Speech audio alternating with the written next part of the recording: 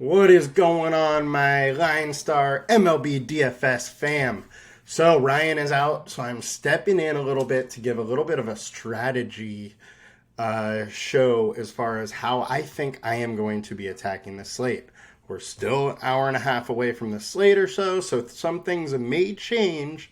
However, as of now, this is what I am looking to do.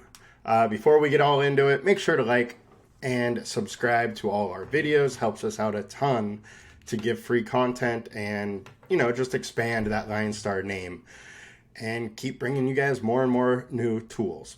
All right, now let's get into it a little bit. So we're going to start with the pitching here. So we have Zach Gallen as the highest projected pitcher. I think that's very interesting because he's going pretty under-owned if that is the case. Now, him and Strider are both projected very, very closely.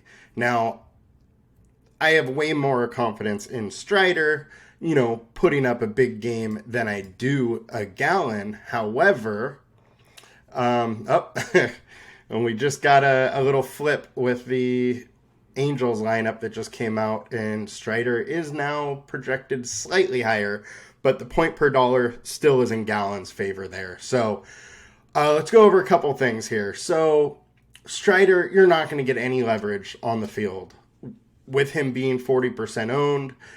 However, he is 100% most likely to have the most fantasy points from the pitcher position today. I like him. I 100% am going to have a little bit of him. We're going to talk about FanDuel and DraftKings here. On DraftKings, I might have a little bit less of him than I would on FanDuel just because the sheer raw point total doesn't mean quite as much on DraftKings as it does on FanDuel with having two pitchers versus one. So I do like Strider. I will definitely be making sure I get some of him. Gallen on DraftKings, I think, is a great leverage spot. I wish he was a little bit less owned here, but, it's still a little bit of leverage over the Strider lineups and, some safety to it. The one worry here is that he just hasn't been that great lately. But on the year, he's been a total stud, and I would expect him to revert back to that. Also, it's in a pitcher-friendly park and has nice pitcher weather tonight. It's kind of cool, and the wind's blowing out, but I don't care about that at the San Francisco Stadium here. So I think he's in a good spot. I think Pablo Lopez is probably a little too expensive here. Same with Valdez and Efling. I do really like Freddie Peralta. He is going very under-owned in my mind in a very good spot versus Washington, which he really could go, 7 innings. And if you want to talk about a upside in the K department, he absolutely has it. 13 last time out, 6 a couple times ago, 10. He is a guy that could get into the upper single digits, low double digit K total. So that upside is nice. The other thing with the pitchers is I think it's fairly easy to pay up for Strider today because there's a lot of guys that are kind of cheap pitching wise that are interesting. Jose Quintana, Johan Ovadio, Josiah Gray even.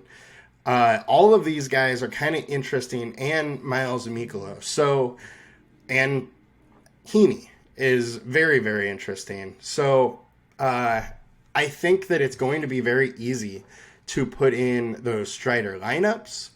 And I don't think it's going to be too different today. So I wouldn't worry about trying to get way different on pitching. The thing is, with 14 teams playing, ownership is going to get spread way out. And we have the most exciting game having major weather issues. So that's going to take ownership away too. So I think it's a very, very interesting slate just to see kind of how all that plays out. And with what I see kind of playing out here is that the Padres and Colorado are going to take some ownership, making pretty much all the other plays totally playable and no one stack going way too over-owned. And with that, you just play whoever you want at pitcher type thing. So the one thing I would have to say, pitching-wise, 7,900, I think Lance Lynn makes a lot of sense. I do expect the Dodgers to probably have a plan is for Lance Lynn, to maybe coach him up a little bit. They generally do with pitchers, and time again, they make a pitcher that was kind of mediocre really good. And I think that very well could be the case once again here with Lance Lynn, who hasn't been very good all season. With that said, though, he's only been in the Dodger organization for, a few days now. So I don't love him at 40% owned. What we have seen from him all year is he is inconsistent. And 17, 16, that kind of point total won't cut it. You're going to need one of his very good performance, mid-20s. But you are just as likely to get that as you are to get 7 runs versus the Cubs, 6 runs versus the Twins. Those are both decent offenses, but they're not the Braves. They're not just world-beating teams here. Now, Oakland A's are terrible, so that's why all the ownership is going here. But they still are, have some life in them, and it's not like they're just totally dead.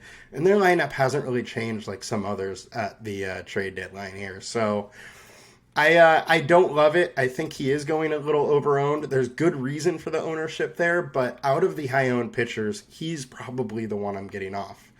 Andrew Heaney is in a spot where he is super cheap, and there's major upside here. So I think Heaney is very interesting. But he's another pitcher, just like Lynn, who's been inconsistent. Now, with his lower ownership, I'm more likely to go to him than I would be Lynn, who is higher owned here. But you also could get different, like Mikolas versus the Twins. This Twins lineup has a 30% K rate versus righties.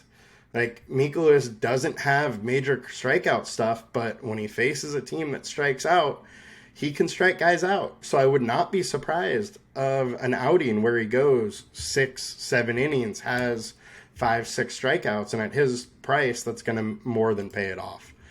So I think there's a lot of interesting ways you can go for pitching here. So I do like it. Now, if we talk about stacks. So this is the real important part here. As far as a slate overview, this Padres and Rockies game, I absolutely love. And if there wasn't weather concern, this ownership there would be absolutely insane. First, you got Lambert, who hasn't been good. He went 6 innings last time out, but he's a 5.75 FIP, 4.13 over his last 5. He's been okay as a starter, but we just know he's not that great, and this Padres lineup can absolutely get to him. He's also averaging 69% less fantasy points at home. So he isn't a great pitcher at home. The game is in Coors, and I would expect the Padres to kind of light him up. On the other side, we got a full-on bullpen game from the Padres, and their bullpen, specifically the middle relief guys, have been awful. So I think the Colorado Rockies are in a great spot to have a really good night, and their ownership is not very high. So we can go to some of the stack here. So let's see. Yeah, their ownership is super low. 34% for 5 players is pretty much nothing. So I think it's a very interesting spot for the Colorado Rockies and also the Padres, just because with the weather concerns, ownership is going to be way, way, way lower there than it likely should be. How am I going to approach this? I am absolutely going to have some of both of these teams. However, I'm going to limit how much, exposure I have to the Padres or the Rockies. I'm going to probably make sure I don't have more than, probably 10% of a player, maybe 12% of a single player, and, maybe lower than 8% of my stacks be those two teams. 16% total of my lineup, probably exposure, will be to, say, the Padres and the Rockies. Then I'm going to have everything else. So that is going to be a small exposure. I would have way more if I thought this game was going to absolutely play. So my next favorite stack here is the Dodgers. I think the Dodgers are going way under-owned, and they're in an extremely good spot. There's nice hitting weather in at Chavez Ravine. They are projecting out very well for us. With their new additions, the lineup isn't super expensive like it used to be. Some of the other guys just haven't got priced up quite yet. And so I think this lineup is very interesting. I was apprehensive earlier in the day because I wasn't sure if JD Martinez, Will Smith, or Mookie Betts would be in the lineup. But Will Smith and Betts are in the lineup. So I'm all on board the Dodgers tonight. Ken Waldichuk is going to be the starter. That was literally just announced, so it hasn't updated on our site yet, but will probably momentarily, possibly while we're talking, it updates. Oh, wow. Arizona Diamondbacks got Tommy Pham. So I think the Dodgers are in a very good spot, and they're just going way under-owned, especially if that Rockies game does not happen. And the beautiful thing about really liking the Dodgers here is if it ends up looking like the Rockies are going to play or the Padres, you can end up hammering those. And, if you want to get off of the Padres Rockies because you have concern that it won't go, you can fall back and then hammer the Dodgers. So I am very excited that we do have a team later in the slate that we like, as much or close to as much as that Coors game. So I do really like them. Another one we need to talk about here is the Braves. While Patrick Sandoval doesn't really get absolutely crushed, he also has a mid-fours ERA. It's not like he has been absolutely spectacular. He doesn't allow many home runs. So the Braves will likely need to kind of string some hits along and then hopefully get to, the bullpen for some home runs. But he can absolutely get hit, and he's routinely giving up a few runs every single game. So if they're able to get him out of the game, say in the third or fourth inning, then I think it really opens it up for the Braves. So I like the Braves, and it's another team, very good offense, going under-owned. Now, you probably can't play Strider and the Braves, but that's, when it comes into using Gallen and then maybe a cheaper value pitcher option, and you could definitely probably get them in. Another one I like, the Cubs. I think the Cubs are in a very, very interesting spot and just going way under-owned. So we got Ben Lively. It is like 80 degrees at Wrigley. The wind is blowing in, but at least it's single digits wind blowing in. But Lively just isn't great. Mid-fives FIP. And this Cubs team has been hitting really, really well lately, and they also just got Candelario. So I think that's very, very interesting. And it's definitely a spot that I'm looking to kind of go after here. Sorry, I'm trying to keep up with trade deadline news just to make sure, nothing blows up our spot here. But Orioles just got Jack Flaherty. So the Cubs are one. And then one of the things I like to do personally is I like to stick to the best offenses a lot of the time, especially when they're in under-owned spots. And this is another one with the Texas Rangers. We got Jesse Skoltens, who it's going to be a bullpen game.